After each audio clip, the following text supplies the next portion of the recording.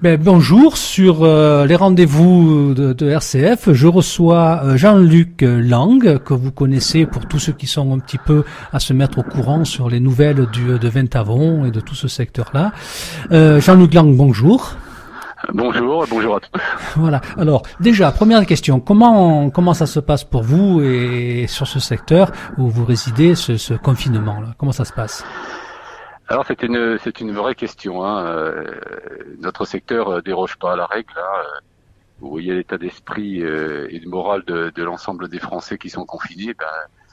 Disons que dans notre secteur très rural, c'est encore pire.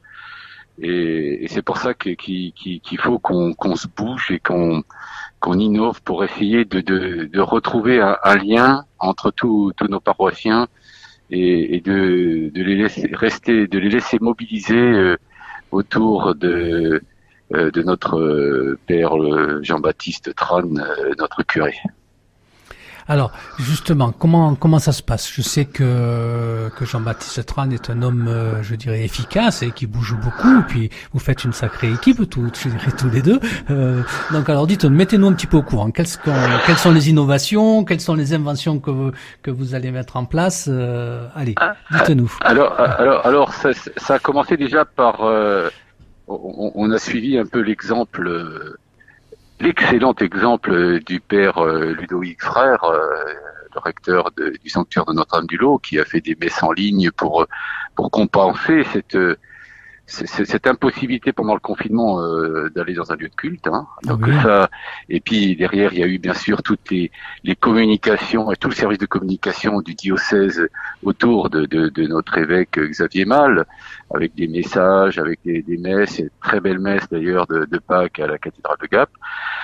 Tout ça, on a voulu s'inscrire dans ce siège-là. Et donc, dans un premier temps, d'abord on a informé, parce que c'est important d'informer, informer tous les paroissiens de notre secteur paroissial de ce qui se passait au jour le jour, en particulier depuis le dimanche des Rameaux et en particulier pendant la semaine sainte, parce que il se passait tous les jours quelque chose. Et donc par des mails journaliers avec tous les horaires des messes ou des cérémonies locales comme nationales, parce que c'est clair, peu de gens savent véritablement manier dans nos campagnes l'outil Internet, et donc on a mis les liens pour aller sur le site du sanctuaire de Notre-Dame-du-Lot, pour aller sur la paroisse de Gap pour les messes de ce secteur-là, mais également bien sûr sur la chaîne KTO en mettant le lien de connexion de manière à ce que les gens puissent avoir accès à des messes en ligne et ne puissent pas se sentir isolés côté messe. Ça, c'est une première chose. Mais on a senti que le lien secteur paroissial n'était pas assez suffisant. Donc, avec Jean-Baptiste Tran, on a décidé de créer des messages vidéo. Il en a fait 3. Qu'il a fait un pour la messe des Rameaux, un au début de la Semaine Sainte et un pour Pâques.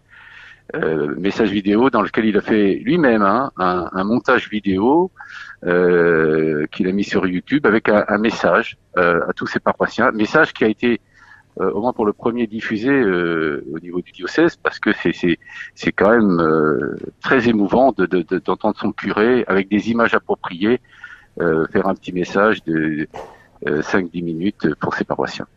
Et dans un troisième temps, là, quand on a entendu que le confinement allait peut-être durer encore pendant 3 mois, on s'est dit il faut passer à la vitesse supérieure. Et donc, on a décidé avec le père Jean-Baptiste Tran de créer une messe confinée en ligne. Alors pas sur YouTube, mais on utilise une plateforme interactive qui s'appelle Zoom. Et d'ailleurs, on va faire une première ce soir pour préparer une messe, la première messe qui aura lieu samedi à 16h. Messe qui sera faite depuis l'appartement de Jean-Baptiste Tran, qui sera animée depuis un chef de chœur avec son synthétiseur depuis Paris, et qui mettra en lien à peu près une trentaine de paroissiens pour débuter, et ça va durer à peu près 1 heure, quoi. Donc vous dites que c'est sur la plateforme sur Zoom, c'est ça? Sur Zoom, ouais, absolument. D'accord, absolument. oui, donc c'est. Et donc c'est une plateforme qui est gratuite. Oui, 40 minutes, hein, attention, c'est 40 voilà, minutes. Oui, alors accroche. Oui, tout à fait. Je vois que vous êtes au courant. Donc on va faire une première partie jusqu'à l'homélie. Et en fait, on va faire une nouvelle réunion à partir de l'homélie. Voilà, pour essayer parce qu'en fait, c'est par tronçon de 40 minutes consécutifs que c'est gratuit. Donc, on va faire 2 tronçons consécutifs pour la messe. Et oui. Donc, redites-nous quand est-ce que ça va avoir lieu. Alors donc, la première messe aura lieu ce samedi. Hein, donc, on sera le 18. On sera le 18, c'est ça? Voilà, oui. Le samedi 18 à 16h. À 16h. Et donc, cette messe, si ça fonctionne bien, on la fera toutes les semaines jusqu'à la sortie du confinement. Et tous les soirs à 16h, c'est ça? Tous les samedis à 16h. Tous les samedis à 16h. Voilà, c'est une fois par semaine, le samedi à 16h. Donc sur Zoom, d'accord. Sur Zoom, voilà. Et ce qui permet, donc là, il faut imaginer, dans nos campagnes, ce ne sont pas tous des as de l'informatique, et donc ça fait à peu près 48 heures que je passe à régler tous les gens, toute la plateforme Zoom sur tous les ordinateurs de la plupart de nos paroissiens. Donc c'est un travail pénible, mais après, quand ils voient le résultat, c'est extraordinaire, quoi. Hein. C'est, je pense, un outil indispensable pour continuer à perpétuer un lien important entre chrétiens de notre secteur paroissial. Oui, et même je vais vous faire une proposition, et vous la transmettez à Jean-Baptiste Tran. Si c'est sur Zoom, sur invitation, lancez l'invitation Zoom sur RCF. Je vous donnerai vous avez l'adresse, hein, et voir si éventuellement on peut la diffuser en direct sur RCF. Tout à fait. On peut éventuellement. Moi, je vous transmettrai le lien. C'est un lien qui est, ça s'appelle une idée, hein, l'idée de réunion. Oui, c'est ça, sur un agenda. Et c'est un idée qui est fixe. Hein, donc, une fois que les personnes l'ont, peuvent se connecter. On a juste une capacité maximale de 100 participants. C'est ça, 100 participants. Oui. Voilà. Donc, par contre, si c'est diffusé une fois sur RCF, après. Je ferai la proposition à Jean-Baptiste. Hein. Oui, voilà. Ça peut être sympa de mettre en lien justement votre expérience sur l'ensemble du diocèse. Absolument, parce qu'il faut savoir qu'on a là ce soir on a une réunion à Galodicée, une réunion préparatoire. Donc on a préparé les chants avec l'animateur qui est sur Paris, donc c'est pas évident. Hein. Ah oui, tout à fait. Et puis lui il va essayer de connecter son synthétiseur sur son ordinateur de manière à ce qu'on entende bien le son, et on présentera à l'écran, vous savez qu'on peut faire des incrustations, les chants pour que tout le monde en grand XXL, hein, que les gens puissent participer au chant. Donc on laissera la partie audio de tous les participants pour pouvoir chanter, et puis dès que les chants seront finis, on coupera et on fera on peut faire jouer sur les caméras. Donc la caméra principale sera toujours sur Jean-Baptiste Tran, le curé qui fera la messe, et après ça sera sur l'animateur quand il chantera, et puis sur les lecteurs quand ils liront toutes les lectures de la journée. D'accord. Avec la prise de son micro-caméra, c'est ça? Absolument. D'accord. Mais écoutez, moi, je ferai volontiers un essai, et puis si ça a un résultat probant, si Jean-Baptiste Tran est d'accord, faites-lui cette proposition-là. Nous, on est ouverts, au contraire, faire partager toutes les initiatives en ces temps-là, c'est précieux. Voilà. La seule interrogation qu'on a, c'est bien sûr, comme actuellement, les réseaux Internet sont extrêmement chargés, parce qu'il y a tout le télétravail, il y a tous les cours qui sont faits à distance. Donc on a choisi des horaires en fin de journée. 16h c'est quand même un peu tôt quand même, mais samedi, donc on va essayer de voir ce qu'on est capable de faire, si ça fonctionne, parce que on est tributaire bien sûr des réseaux Internet qui sont pas forcément excellents dans notre secteur paroissial. Non, ça je confirme. Donc c'est vrai. Mais chapeau pour cette initiative-là. C'est à la fois ce que nous apprend cette isolation, cet isolement plutôt. Je n'utilise pas les bons mots, qui en même temps nous ouvre à tous, quoi. Ce qui est clair, c'est que, comme on le répète, il y a eu un avant, il y a un après confinement. Ce qui est clair, c'est qu'on réinvente peut-être avec des outils plus modernes, une autre façon de communiquer. Et je vois beaucoup de gens.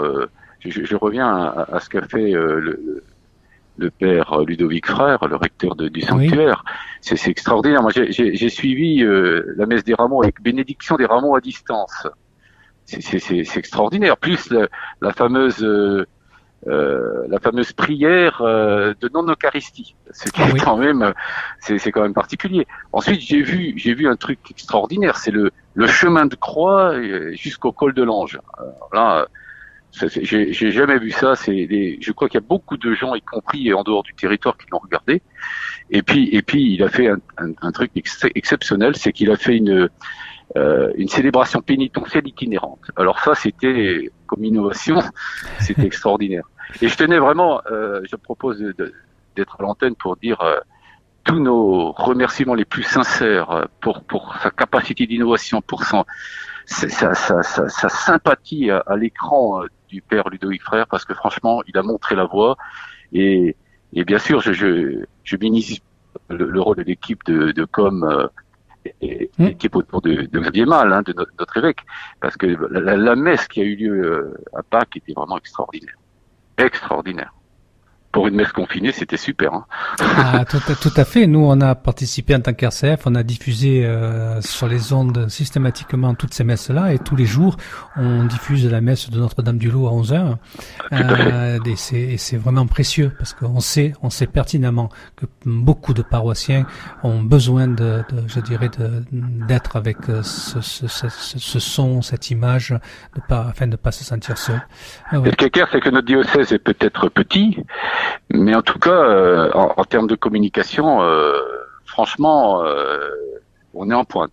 On est en pointe, et là, on l'a démontré. Et non, mais c'est pas pour nous jeter des fleurs, mais je crois que c'est important parce que la foi, dans des périodes aussi difficiles, la foi est mise à l'épreuve, les doutes nous prennent, la solitude est un moyen de s'enterrer. Il faut qu'on tende la main aux autres. Il faut que l'on sorte de cette léthargie et que l'on aille de l'avant malgré le confinement. Et donc il faut qu'on réinvente des façons de prier ensemble, d'être en communion de prière. Et voilà, nous on a essayé de faire avec nos moyens, nos petits moyens et avec notre imagination, on a essayé de faire des choses qui font peut-être bouger les choses pour le futur. Oui, et ça, ici, il y a tout un groupe aussi qui se sont réunis, ils se partagent, ils écrivent à plusieurs des intentions de prière et des prières, et ils se réunissent tous à une certaine heure, et par justement les réseaux sociaux, les Skype, les Zoom, tous ces trucs-là, ils se retrouvent pour prier ensemble via cette technologie. Et ça, c'est superbe. Ah ouais, c'est vraiment superbe. Bon, écoutez, c'est assez extraordinaire tout ce qui se passe là. Et la seule question, c'est quand le confinement va s'arrêter, est-ce que nous allons continuer à inventer? Ce qui est clair, c'est que ce qui se passe pendant le confinement laissera des traces après. Parce que là, même moi, je connaissais pas tous les paroissiens, mais là, le fait d'installer la plateforme Zoom avec des couples juste avant votre interview, j'ai installé ça sur un couple de Sigouillés, qui avait quasiment pas de réseau internet, donc il a fallu presque 20 minutes pour charger le logiciel. Je parle même pas de l'inscription en ligne. Donc derrière, j'ai fait des modes opératoires pour aider les gens au maximum, pour qu'ils se sentent impliqués, pour qu'ils fassent un effort eux aussi, pour dire voilà, j'ai mérité de participer à cette messe. Et c'est bien un effort collectif à travers l'outil, parce que c'est clair, il y a un besoin, parce qu'on s'est dit au départ combien il y aurait de personnes. Là déjà, on en a une trentaine, y compris des gens de Gap, hein, qui vont participer à distance à ça, même des gens de Paris, hein, je vous l'ai dit. Et c'est super. Et je pense qu'après, comme je vous ai dit, il restera des traces. Et en tout cas, je pense que c'est maintenant, même qu'on n'a pas de lien physique avec les gens, qu'on les voit pas physiquement, les voir sur ordinateur, ça crée quand même de la cohésion. Et la cohésion, par les temps qui courent, c'est important. La solidarité, la fraternité, ça passe aussi par là. Hein, et je pense que ça laissera des traces après, forcément. Ben, tant mieux. Et je pense que ça veut dire que le Seigneur nous entende et vous entende. Ça c'est clair. Hein. Il faut qu'il nous aide. C'est clair. C'est clair. Oui, tout à fait. Là, pendant que vous parliez, que vous disiez toutes ces innovations, il y a un dessin d'un humoriste qui m'a retraversé l'esprit. Il y a le diable qui est devant je dirais la map monde et qui s'adresse à Dieu qui est à côté. Le diable lui dit, tu vois, avec mon virus, j'ai fermé toutes les églises. Et le Seigneur lui répond, oui, mais maintenant j'amène les messes dans toutes les maisons. Exactement. Et vous savez, moi, ce qui m'a fait le plus plaisir, hier, j'ai connecté une dame de 80 ans. Waouh. 80 ans, qui est toute seule, qui avait un vieux tromblon d'ordinateur, qui savait même pas ce qu'il y avait comme système d'exploitation dessus, mais elle avait la foi de dire, il faut que ça marche. Et je lui ai dit, on va y arriver, mais par moment, elle a douté, mais j'ai dit, on va y arriver ensemble, on va y arriver, on va faire de cet ordinateur un outil de communication pour que vous puissiez participer à la messe de samedi. Et ça a marché, ça a mis longtemps, hein, ça a mis presque 2 heures, mais ça a marché.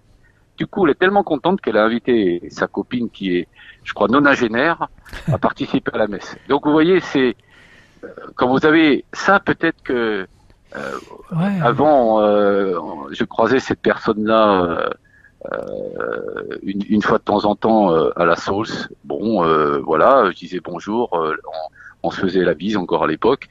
Et puis, c'est tout.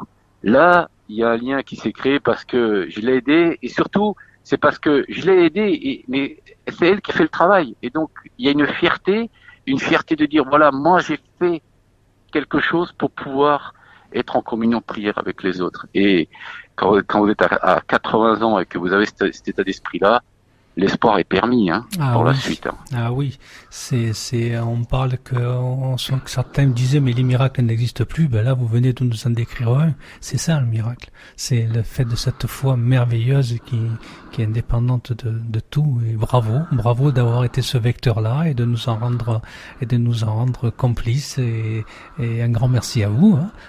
Et merci au Père Jean-Baptiste qui est quand même le moteur dans cette opération, parce que bon, c'est clair que il aurait pu lui-même attendre que ça se passe, hein, mais c'est un curé qui est en action, qui a fait parler de lui déjà dans pas mal d'innovations. Il veut que ça bouge et il voulait pas, vu la longueur du confinement qui est encore devant nous, que notre secteur paroissial se sclérose. Hein. Donc voilà, donc on a mis cette innovation en place et on va voir ce que ça va donner, mais j'ai bon espoir, vu tout le travail qu'on a déjà fait et vu les connexions qu'on a réussi à faire dans des coins complètement isolés, avec des personnes même d'un âge avancé. Franchement, j'espère que ça va marcher, mais en tout cas. Mais déjà ça marche, c'est déjà là. C'est un acte de foi, y compris pour ceux qui le mettent en place, comme pour ceux qui l'utilisent. Eh ben Jean-Luc, un grand merci d'avoir partagé ce moment et ce qui se passe sur merci sur à vous paroisse. Et à tous, et puis volontiers pour diffuser, je vous transmettrai le lien si d'autres veulent y participer. Tout à fait. N'hésitez pas. Hein. Tout à fait, c'est la communion qui s'installe et c'est superbe. Jean-Luc, un grand merci. Je reviendrai vers vous de temps en temps pour que vous nous donniez justement un petit peu des suites de cette expérience. Voilà. Et puis passer un bon week-end et puis un bon confinement, comme on dit. C'est un peu idiot ce truc-là. Mais... Merci. Et bon week-end à tous et puis à une prochaine. Alors. À une prochaine, Jean-Luc. Au revoir. Au revoir.